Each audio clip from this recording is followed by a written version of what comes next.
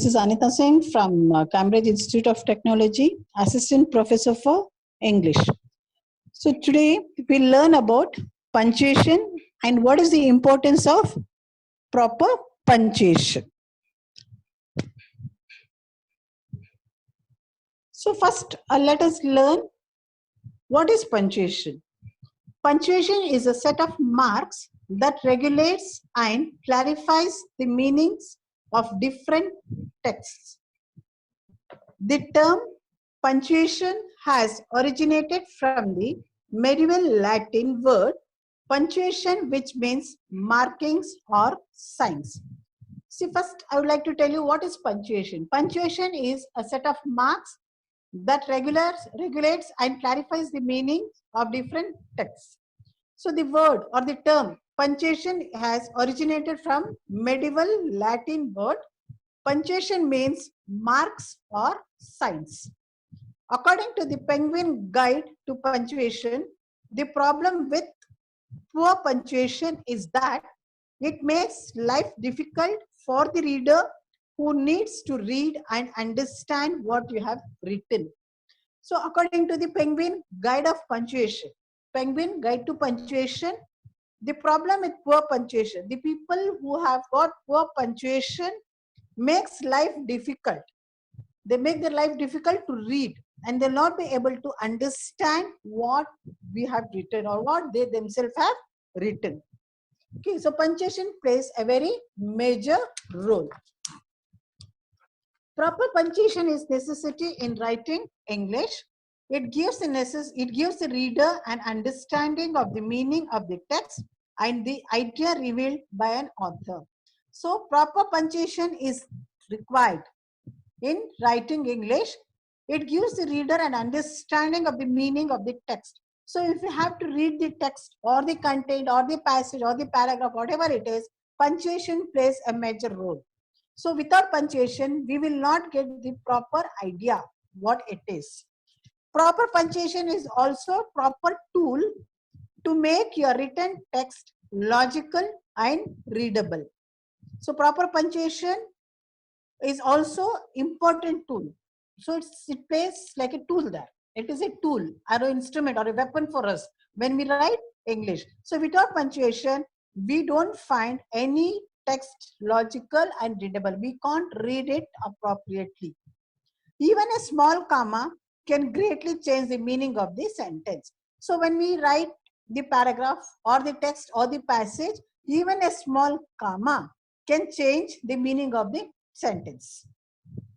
So now next, moving on, the art of condensation, that is precise writing. This is the exact writing, how we write in the precise, in the shorter form. So what is the art to learn this? How we can learn this? Just as it is difficult to be simple in life, it is difficult to be precise in what we speak and write. See, as it is difficult to be simple in life, it is difficult to be precise in what we speak and write. So it's not that easy to make the content precise, and it's not that easy to speak in a precise manner. So at times we see some of the people around us complaining that it was not possible for them to deliver a 2-minute speech. So most of the time we see people around us complaining that it was not possible for them to give 2-minute speech. They were not able to speak for 2 minutes. What is the reason for this?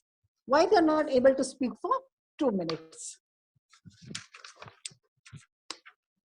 Precise writing is a short and concise account of some text which gives all its important points but none of its detail.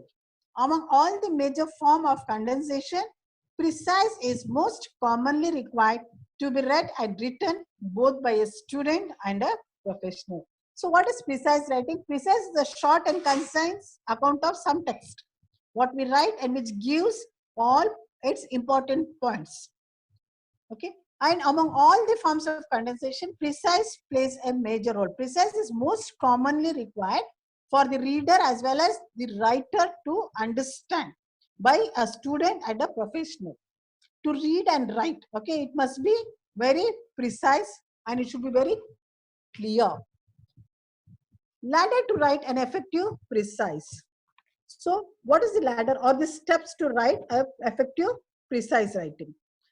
Be brief and precise. So when we are writing something, we must be brief and precise. Write a precise, writing a precise is like reproducing soul of the matter in the condensed and precise form. Therefore, it needs to be concise, precise and focused. So writing precise is like reproducing the soul from the matter in a condensed and precise form. Means you are creating something in a shorter form. And what it needs to be precise and focused. Therefore, when you write this precise writing, you must be focused and you must be very concerned of what you are writing. Normally, the length of the original passage is reduced to its 1/3 in the precise. See, we find passages of many sentences. Some passages are too big. So, when we start writing precise writing, what we do, we start condensing. Like what happens, the complete length of your passage is reduced to 1/3 of its part. That means we reduce in such way. We start writing, we precise the sentence, we precise the paragraph in such a way. The whole paragraph, the big paragraph is precise into 1/3 of its part. Be complete.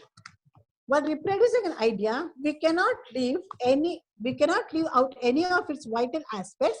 Therefore, before we launch ourselves into writing a precise, we must carefully read the passage. A precise should be complete and comprehensive as the original.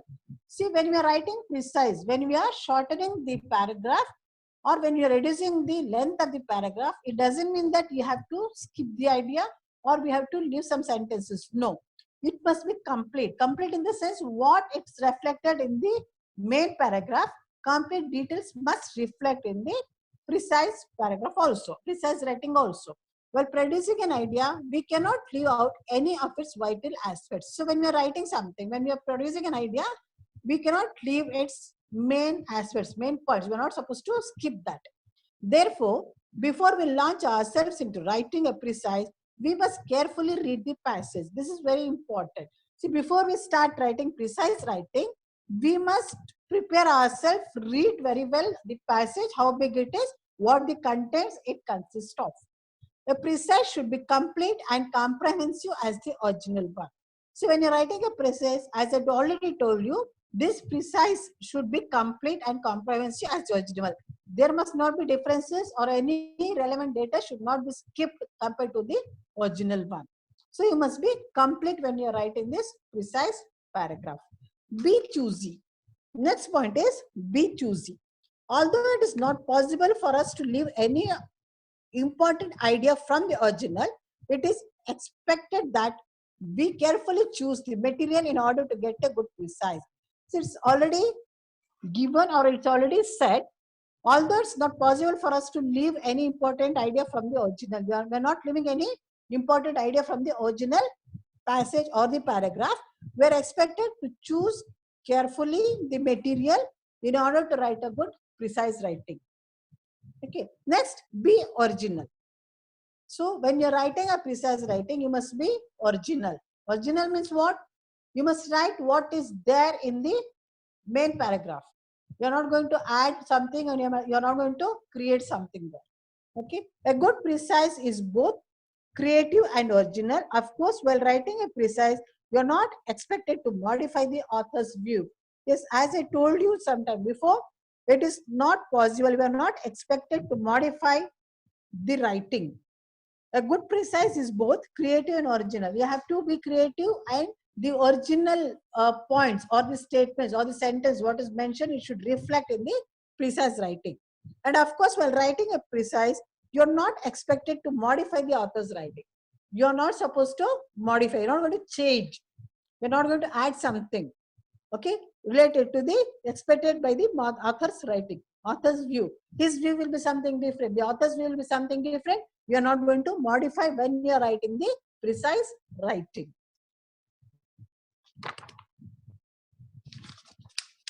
Be clear. The next point is be clear. In addition to completeness, clarity too is an important factor of a well-known or a well-written precise. See, this is very important. In addition to completeness, clarity too is an important factor. Here, clarity is also very much important. Of course, you will write the paragraph in a very precise form. The words will be choosy and you're not going to omit anything. And apart from that, you should see that your precise writing is clear and it must have some clarity too. When you write clearly, there, of course, you find clarity. In addition to completeness, clarity too is important factor of a well-known or a well-written precise. So for a well-known and well-written precise, along with the completeness, the clarity too plays a major role. Now next is introduction and conclusion. So what is this introduction?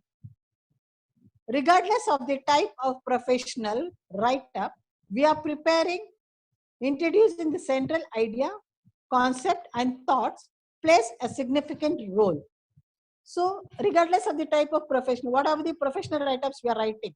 So what we have to do, we must be very careful while preparing, introducing what? The central idea, the concept and thoughts play a very important role there. These are very important. What is important? Main thing, how you are introducing and the central idea of your introduction, what is the concept you are saying and what are the thoughts. These things play a very important role. A manuscript, speech, letter, email or conversation that does not begin well fails to create a lasting impact. Yes, this is very much important. A manuscript or a speech or a letter or an email or a conversation, if it doesn't begin well, it fails to create a lasting impact. Initially, before beginning itself, if you create some flaws, if it is not good, if it doesn't sound well, what impact it holds?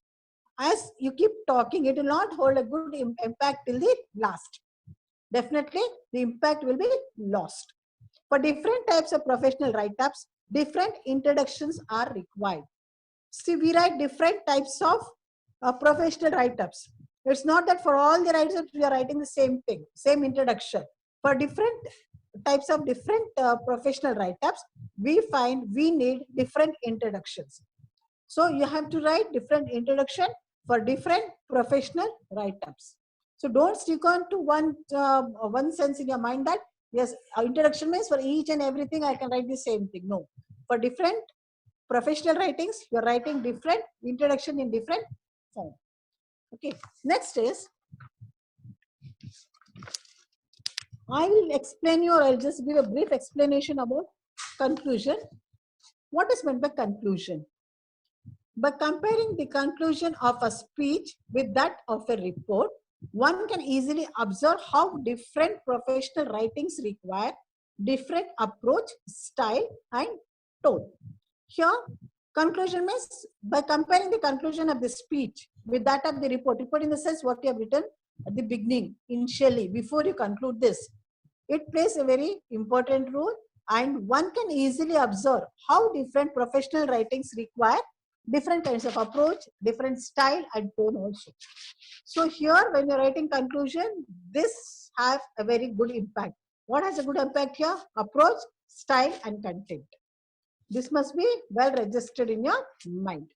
However, incorporating the essentials of basic writing skills such as clarity, consistency, courtesy and precision are a prerequisite in all types of professional writings in order to render your writing sensible and effective.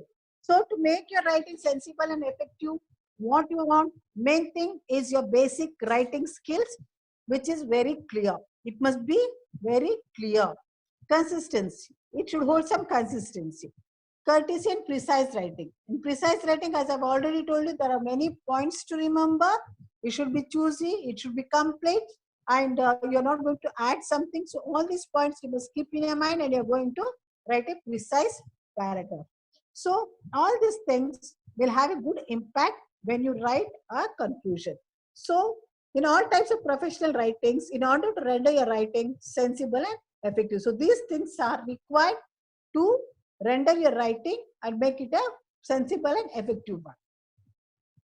Next is redundancies and clutches. So let me tell you what that is. Redundancies. What is this redundancies? In English usage, it is defined as the use of two or more words when writing concisely, that is briefly. Also avoiding redundancies. Here it is the usage. It defines as the use of two or more words when writing concisely or briefly. When you're writing something in a very brief form, we are using two or more words, and it also involves avoiding redundancies. It avoids redundancies also. Redundancy is when you use more words that necessary to express something, especially words and or phrases in the same sentence that mean the same thing. Here, what is redundancy? Why it is required? It is when you use more words than necessary to express something. So here redundancy means it's nothing but you're using two or more words again and again, more than the necessary one. So more than the expected time, we keep using this expression again and again, and something especially words and not phrases in the same time. That means the same thing. Means you're repeating the same word, same time, again and again is called as redundancy. So example, it's mentioned here, added bonus. The first example is added bonus. See, when we speak something, we use the word added bonus. A bonus is definition, something added. See, what is added bonus? Bonus itself says that it's something extra which is given. So why we use the word added bonus? A bonus is definition, by definition, something added. That means bonus means it's something which is already added. Again, we're not supposed to use the word added bonus then. Fellow classmates. So this is not the proper usage. Most of the time we use this word fellow classmates. No, we can use the word fellow students. Okay, fellow students. Free gift. This also, most of the time you use this. This is also called as a redundancy. When you use this, most of the time you say, yes, this is free gift. I got a free gift from a friend. This is free gift from a father. No. So see, if it is not a gift, it is not a free. See, it is not a free if it is not a gift. Obviously, see, gift means it's given free of cost. Nobody will gift you and take money from you, or they'll ask you to pay something for that. So here, free gift means it is, if it is not free, it is not a gift. Okay. Next, future plans. Again, here also we find something, plans you can say. Plans, future plans, all plans pertaining to the future. Future plans means whatever you are planning, it will pertain to your future itself. Manually by hand. One more word, manually by hand. Manually means what? By hand. So why we are using this word manually by hand? This is the wrong usage in redundancy. So we are not using that manually by hand. Manually means by hand itself. We are not using these two words again, manually by hand. No. Mental attitude. The other word is mental attitude. Attitude can be anything, isn't it? But why mental? Why we have to use the word mental? This is wrong usage. So instead of that, you can say only mental. Is it? No. We're not using the word mental. We're using the word only attitude here. Attitude means it can be anything. And we're not going to specify. When we're writing this redundancy, don't add unnecessary or unwanted words, which is not required. Okay. Here, attitude is very good. It sounds good. Attitude means it can be anything, but mental attitude, no, we're not supposed to write that. Next, outward appearances. Next word is outward appearances. Appearances are by definition outward. So which is visible, which you can see, is already known as outward appearance. Then why we have to use the word again? Appearances are by definition itself outward. Then we're not supposed to use the word outward appearance. Which is visible, which you can see, is called as the appearance. Then why adding the word outward? This is also not the proper format. Next, repay back. Repay back means what? Go with either payback or repay. So you're not going to use this word, unnecessary word. That is not necessary. You can use the word repay. Suppose if I've taken money from you, or if I've lended some amount, you can use the word repay or payback. You're not supposed to use the word repay back. This is not the proper usage. Next, sum total. Most of the time you use the word sum total. What is the meaning of this? Sum is nothing but total only. So these are synonyms. It gives the same meaning. Sum and total both are same. So why you can say either sum or total. Sum total. No. Here these words are synonyms. Sum and total are synonyms. You are not supposed to use both the words together. Sum total. No. Either you can use the word sum or total.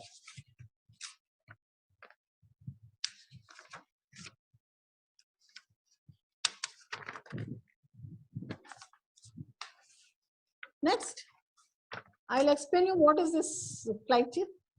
Here, what is a cliché?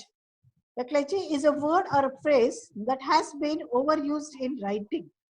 See, as I've already told you, redundancies, unnecessary words are used. Here in clichés also we use word or phrases that has been used again and again, overused for many times in writing.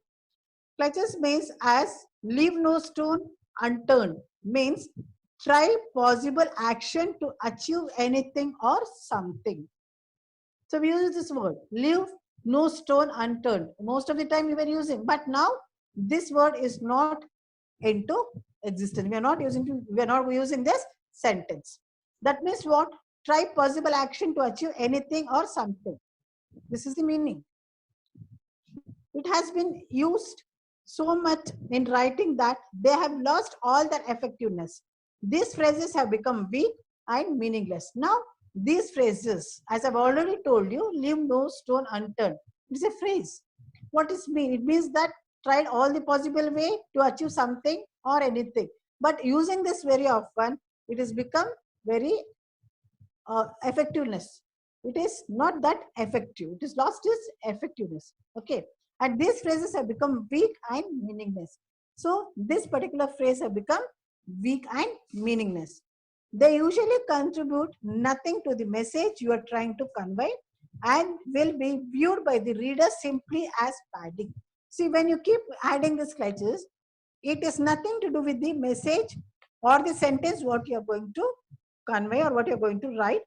When it is viewed in the view of the reader, they just read and just simply read as a padding. In the sense, they not have any regards or concerns or any vision on this. They just look at this and just leave it off as it is.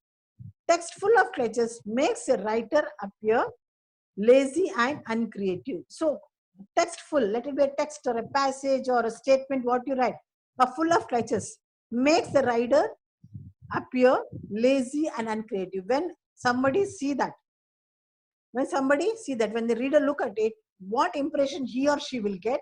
They feel that the writer appears lazy and uncreative because he doesn't have any sense of creation or he doesn't find any new words. And often he's using this clichés and it makes the person lazy. Person in the sense, a writer lazy. It will create a bad impact. So here are a few examples how they deliberately use the clichés here. In a nutshell, it's given in a nutshell, all walks of life, at the end of the day, sleeping like the dead, action speaks louder than the words, laughter is the best medicine. So deliberately they're using these clichés, but it serves no purpose, no use in writing. It will not have any hold nowadays. So try to avoid these clichés, which serves no purpose. Yes, using one clichés, it's fine. It's not that the whole text or the whole passage or the whole statement what you write must contain these clichés. And probably you're aware of these phrases most of the time, what we do or what mistakes we commit when we're writing a paragraph. So please avoid these clichés.